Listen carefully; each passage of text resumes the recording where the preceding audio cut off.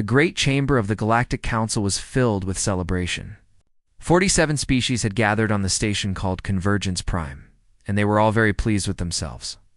High Counselor Veth stood at the center, his tall gray body wrapped in robes of gold.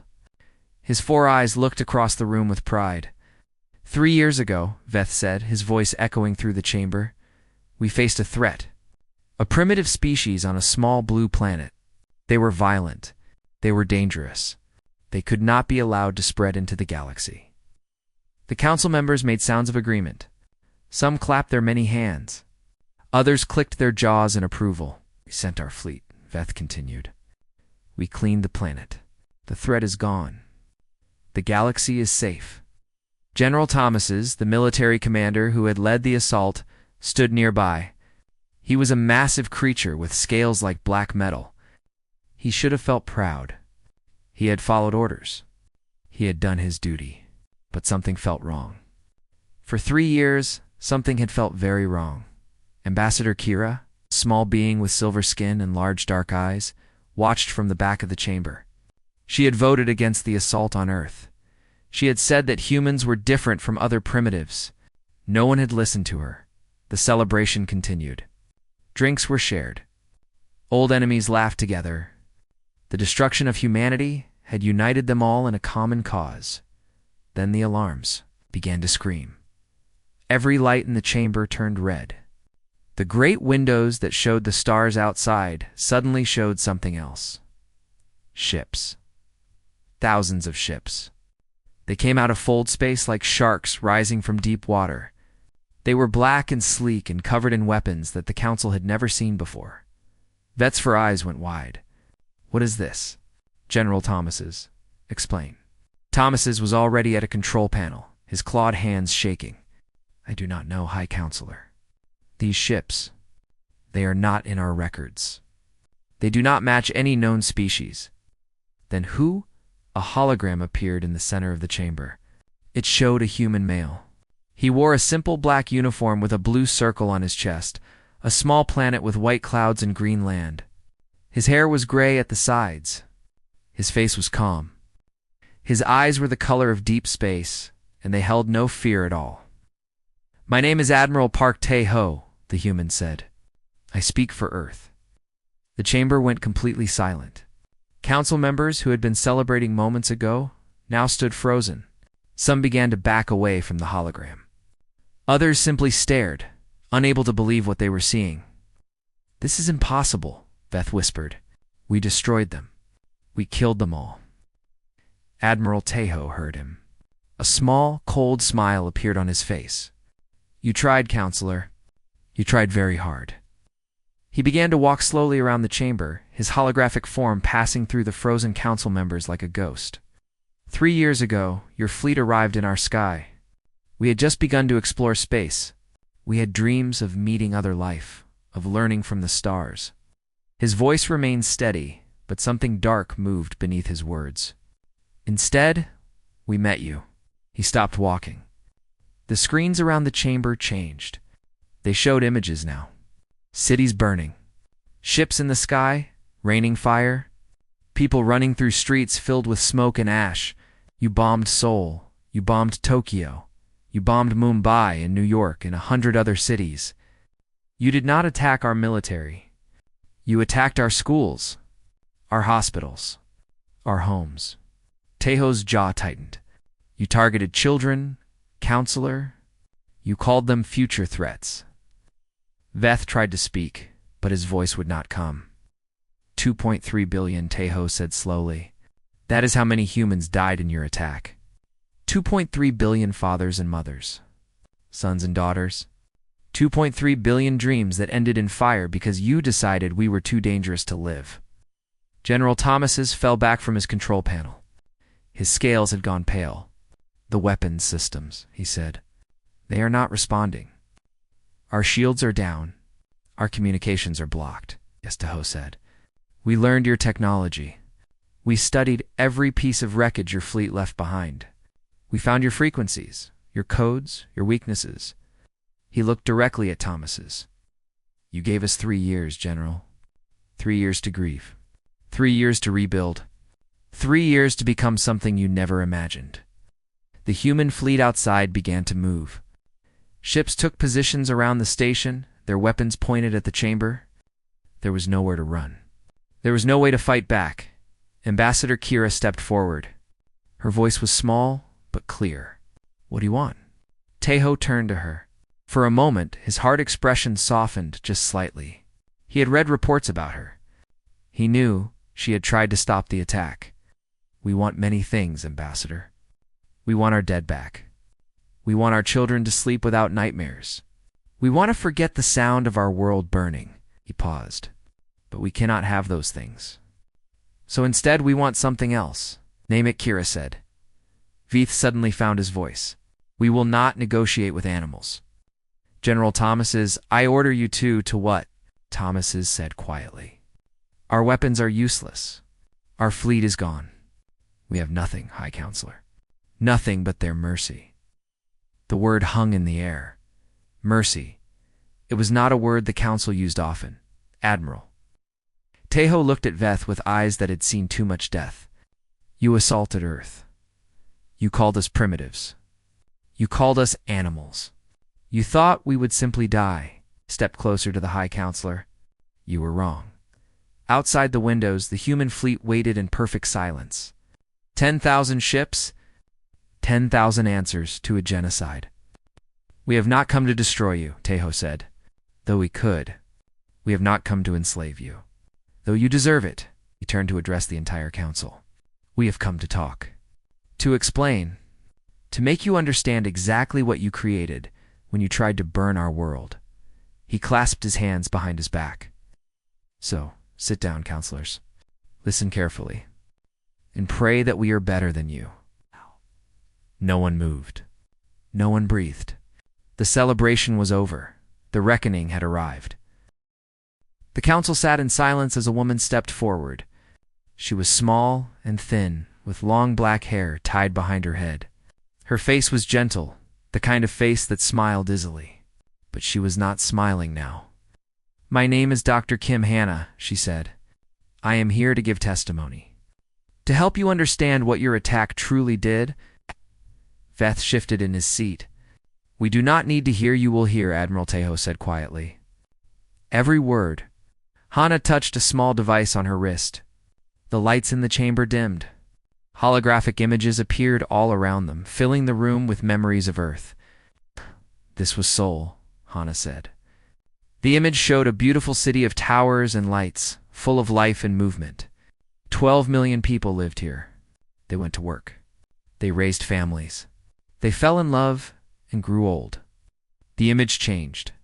The same city, but now it was nothing but fire and broken stone. "This is what remained after your ships passed over it." Some council members looked away. Others watched with wide eyes. Hanna continued. The images kept changing. More cities. More destruction. Children running through streets of ash. Families holding each other as fire fell from the sky. Ships hunting people like animals through the ruins. "I was in Busan when the attack came," Hanna said. "I was a scientist. I studied life on other planets. I dreamed of meeting beings like you." Her voice cracked just slightly. "I was very naive." The image shifted to show a man in military armor, his face covered in dust and blood. He was carrying a child in his arms while leading a group of survivors through collapsed buildings. "Oh, this is Colonel Yoon Woo-jin," Hanna said. "He saved over 2,000 people in the first week. He did not sleep for 5 days. When hunter drones found his group, he fought them with his bare hands so the others could escape." Woo-jin stood at the back of the human group, his face like carved stone. The scars on his neck told the story of those days without words. Another image appeared. A young girl, maybe 16 years old, pulling a small boy from beneath fallen concrete. Her face was covered in tears and blood, but her eyes burned with something that made several council members look away. "This is Baek Yoon-bai," Hanna said. "She watched her parents die in the first hour of your attack. She saved her brother. She promised him that she would protect him no matter what." Hanna paused. "She became the greatest fighter pilot Earth has ever known. She has destroyed over 300 of your ships." Yuan Bai stood near Woo-jin, her arms crossed. She was still young, only 19 now, but there was nothing young in her eyes. The images changed again. This time they showed something different. Not destruction, but creation. Humans digging underground, building machines, working together in ways they had never worked before. You made a mistake, Hana said. You thought killing so many of us would break our spirit? You thought survivors would hide and wait to die. She shook her head slowly. You do not understand humans at all. A new face appeared in the hologram. A man with glasses and careful eyes. Director Choi Do-yan, head of Earth Intelligence. We captured your communication signals on the third day, Do-yan said, stepping forward to speak. Within a month, we understood your languages. Within 3 months, we had mapped your entire network. He looked at General Thomas's. You sent messages to each other celebrating our extinction. We read every single one. Thomas's said nothing. His scales had gone completely gray. Countries that had been enemies for centuries joined together, Hana continued. Scientists who had competed their whole lives now shared everything they knew. Every human on Earth had one purpose: survive, rebuild, and make sure this could never happen again. The images showed underground cities being built, factories working day and night, children learning to fight, old people teaching young people everything they knew. We found pieces of your ships, Do-yan said. We studied them.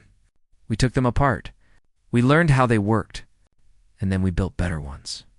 Impossible, someone in the council whispered. 3 years is not enough time. It is enough time when you do not sleep, Do-yan replied. It is enough time when every person works toward the same goal.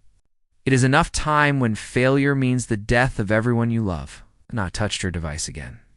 A new image appeared. It was a field, stretching as far as the eye could see.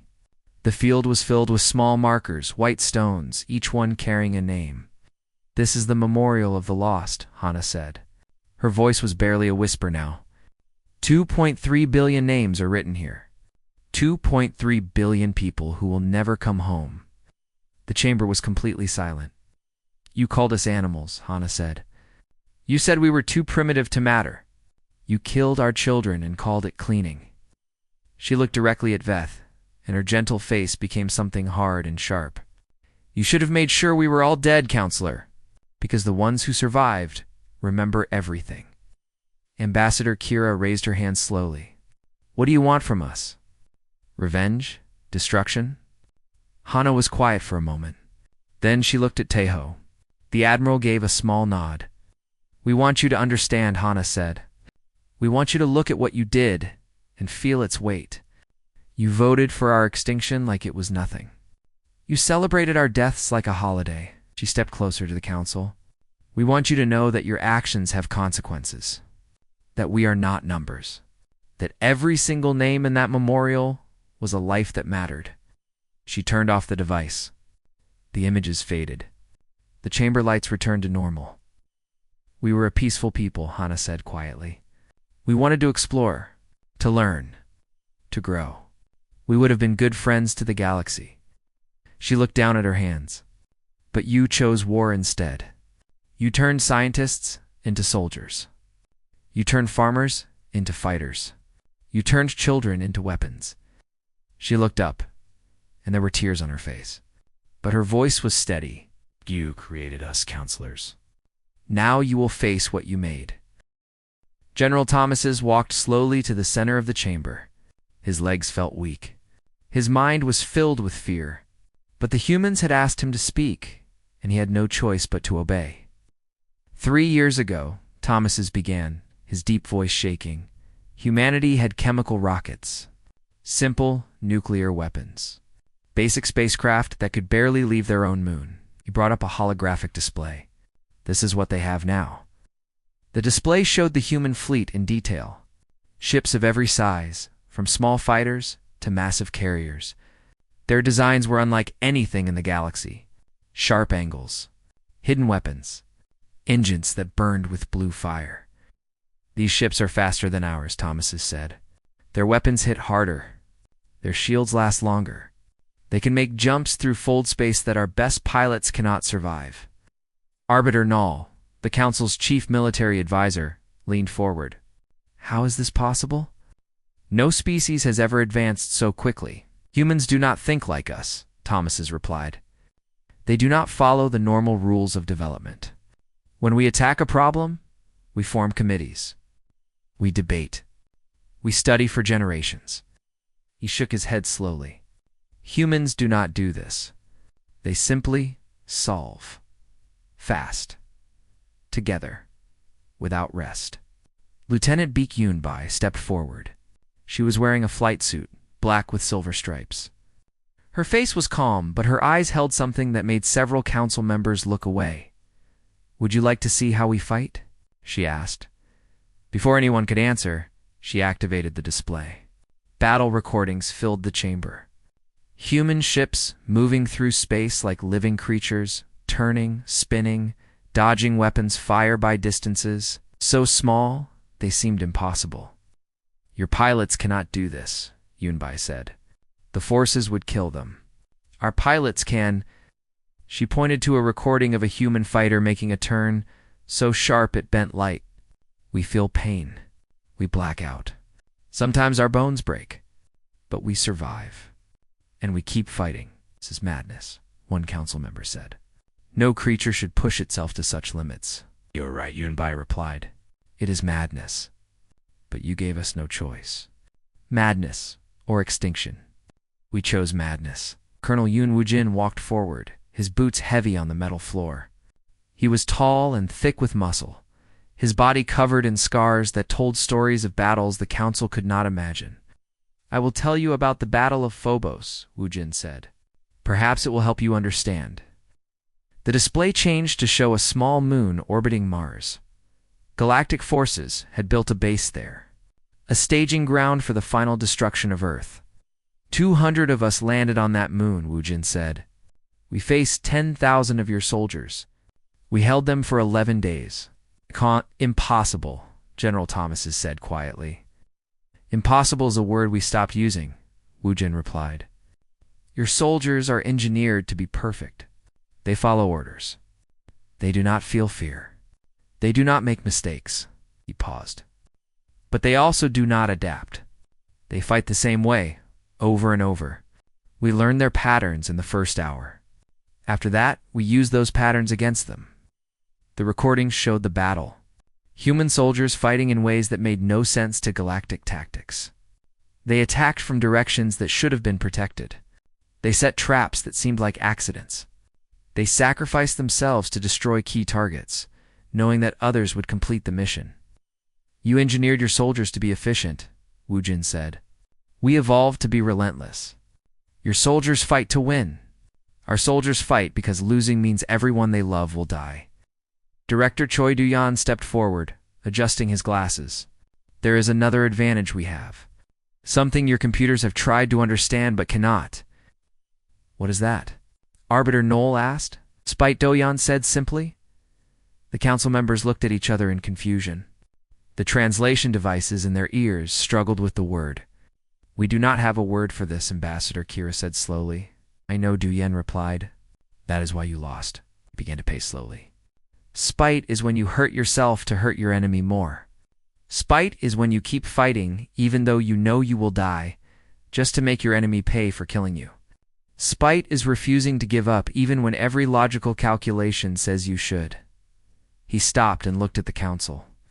Your species make decisions based on logic. If the odds are bad, you retreat. If victory is impossible, you surrender, he smiled, and it was not a friendly smile. Humans do not do this. We will burn ourselves to ashes if it means taking our enemies with us. We will sacrifice everything just to prove that we could not be beaten easily. That is insane, Veth said, as Du-Yan agreed. It is completely insane. And it is why we are standing here, while your fleet is nothing but dust in space. Admiral Tejo stepped forward again. The council, which had once looked at humans with disgust, now looked at them with something else. Fear. Deep, terrible fear. You wanted to know what we are? Tejo said quietly. Now you know. We are not civilized like you. We do not follow the rules of war. We do not stop when we should. We do not die when we are supposed to. He looked around the chamber at the 47 species who had voted to destroy his world. You made us into this, he said. You took a species that wanted peace and turned them into the most dangerous creatures the galaxy has ever seen. Every human child now learns to fight before they learn to read. Every human adult carries weapons and knows how to use them. Every human alive has lost someone they loved to your attack. He let the silence hang in the air. Should have left us alone, counselors. You should have let us stay on our little blue planet, dreaming of the stars. His voice dropped to almost a whisper. But you chose to make us your enemies. And now you will learn what that truly means. Veth, his voice trembling, finally spoke. Is this a threat? Are you going to destroy us? Tejo looked at him for a long moment. We have not decided yet, he said. That depends entirely on you. The human delegation returned to their flagship, the Unconquered Soul. The council was given 24 hours to discuss, to think, to decide their fate. Outside the great windows of Convergence Prime, 10,000 human ships waited in perfect silence. Admiral Park Tejo stood in his quarters looking out at the stars. His hands were clasped behind his back. His face was calm, but inside, a war was raging. Dr. Kim Hana entered without knocking. They had known each other for many years, long before the attack. She was one of the few people who could read his thoughts. You were thinking about them, she said quietly. Your children. Tejo did not move. They were 7 and 5. Myung and Junho. They were in school when the bombs fell. His voice was steady, but his hands tightened. I found their backpacks in the ruins. Nothing else. Not even bones. Hana stood beside him. I lost my parents, my sister, my nephew. She touched his arm gently. We have all lost. The question now is what we do with that loss. I want them to suffer, Tejo admitted. I want them to feel what we felt. Every night I dream of their cities burning. I dream of their children crying. He turned to face her. Does that make me evil? It makes you human, Hana replied. But being human also means we can choose. We can choose to be more than our pain. In the command center, Director Choi Do-yeon was monitoring communications from the council station. His team had cracked every code, broken every encryption. They could hear everything the aliens said to each other. The alliance is falling apart, Do-yeon reported when Tejo and Hana arrived. 12 species have already sent secret messages to us, asking for separate peace agreements. They are willing to give us anything we want, and the others.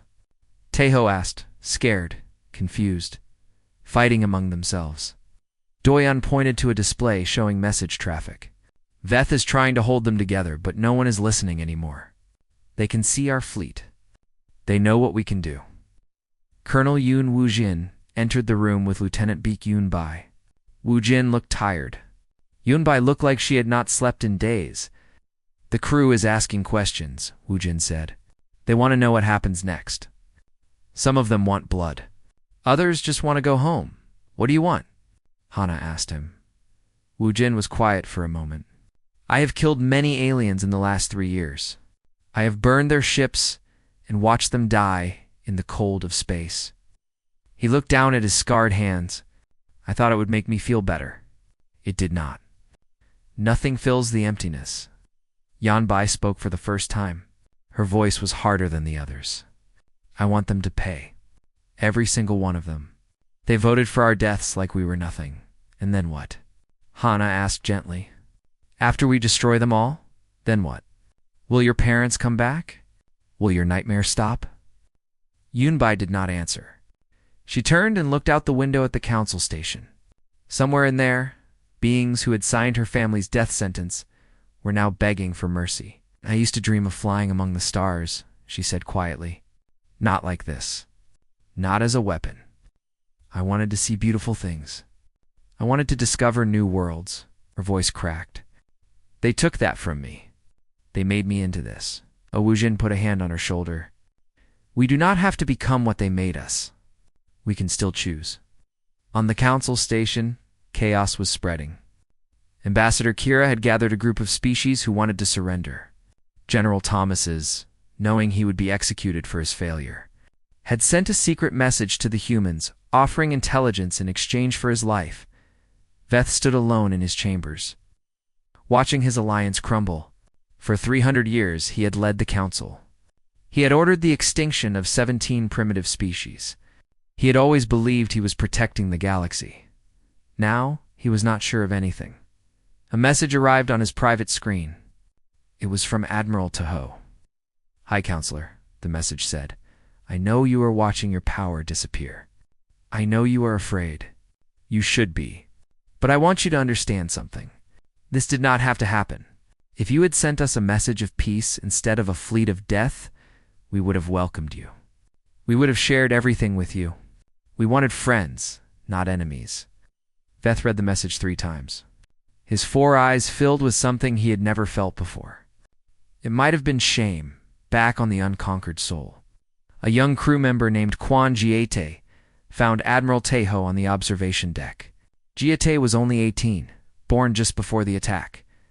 He had never known a world that was not at war. "Sir," Giete said nervously, "may I ask you something?" Tahoe nodded. "What does victory look like?" Giete asked.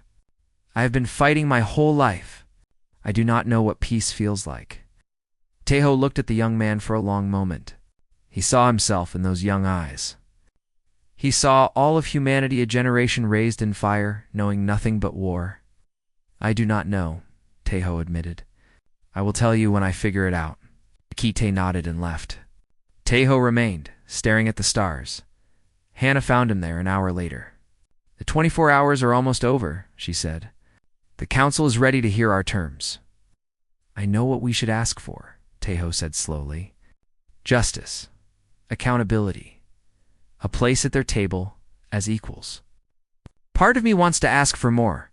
Part of me wants to see them burn." "And which part will you listen to?" Hannah asked. Tahoe closed his eyes. He thought of his children. He thought of the memorial with 2.3 billion names. He thought of young Jeet, who did not know what peace looked like. "It's the part that remembers what we were," he said finally, "before they made us into wolves." Hannah smiled sadly. "Then let us go show them that wolves can also show mercy." Together, they walked toward the shuttle bay. The final meeting was about to begin. The council chamber felt different now. 24 hours ago, it had been filled with pride and celebration. Now it was filled with fear and broken dreams. Only 35 species remained at the table. The others had already fled or surrendered. High Counselor Veth sat in his chair like a statue. His golden robes looked dull in the cold light. His 4 eyes stared at nothing. He had been the most powerful being in the galaxy. Now he was waiting for a species he had tried to exterminate to decide his fate. Admiral Park Tahoe entered the chamber with his delegation. Dr. Kim Hana walked beside him. Behind them came Colonel Yoon Woo-jin, Lieutenant Baek Yoon-bai, and Director Choi Do-yeon. Their footsteps echoed in the silence. Tahoe stood at the center of the chamber. He looked around at the gathered aliens, creatures of every shape and size, beings that could live for thousands of years, species that had ruled the stars when humans were still living in caves. "You have had time to think," Tahoe said. "Now you will listen to our terms." No one spoke. No one dared. "We could destroy you," Tahoe continued. His voice was calm, almost gentle. "Our fleet is outside. Your weapons do not work. Your allies have abandoned you. We could burn every station and every planet in your alliance, and there's nothing you could do to stop us." He paused, letting the weight of his words sink in. "Our children would cheer us. Our dead would understand. After what you did to us, no one in the galaxy would blame us for wiping you from existence." Veth finally spoke, his voice barely a whisper. "Then do it. If that is what you want, then do it and be done." Tahoe looked at him. For a long moment, the 2 leaders stared at each other, one who had ordered genocide, one who had survived it. Arya said, We did not survive annihilation to become annihilators. We did not lose everything we loved just to become the monsters you thought we were. A wave of confusion passed through the council. This was not what they expected. Here are our terms, Tejo said. First, every being who planned and executed the attack on Earth will face trial for crimes against humanity. They will be judged fairly, with evidence and witnesses. This includes you, High Counselor. Veth's face went pale, but he did not argue. Second, the Galactic Council will pay reparations to Earth. Money, resources, technology. This will not bring back our dead, but it will help us rebuild what you destroyed. Third, the doctrine of primitive cleansing is abolished. Forever, no species will ever again be destroyed simply for being different, less advanced. If we hear of any such attack, we will respond with our full force. The council members looked at each other. Some nodded slowly. Fourth, humanity will take a permanent seat on this council. We will be equals. We will have a voice in every decision. We will watch you, and we will make sure you never again do what you did to us. Tejo stepped closer to the council table. These are our terms. They are not open to discussion. You will accept them, or you will face the consequences. Veth raised his head slowly. And if we accept, what happens to us? Tejo was quiet for a moment. Then he spoke words that shocked everyone in the chamber. Then we move forward. Together, we do not forgive what you did. We will never forget, but we will not let hatred consume us. We will build something new from the ashes of what you destroyed. Ambassador Kira stood up. Tears were falling from her large, dark eyes. I accept these terms, she said clearly. On behalf of my species, I accept. One by one, other council members rose. Some spoke words of acceptance. Others simply nodded. The alliance that had tried to destroy humanity was now bending the knee to them. Only Veth remained seated. His face was a mask of pain and pride. For 300 years he had never surrendered to anyone. But then he looked at the humans. At Tejo, whose calm face hid an ocean of grief. At Hana, whose gentle eyes still showed kindness despite everything. At Yunbai, so young and already so hard. At Wu Jin, covered in scars from battles he never wanted to fight. Slowly, painfully, Veth rose to his feet. I accept your terms, he said. The words seemed to take something from him. And I am sorry.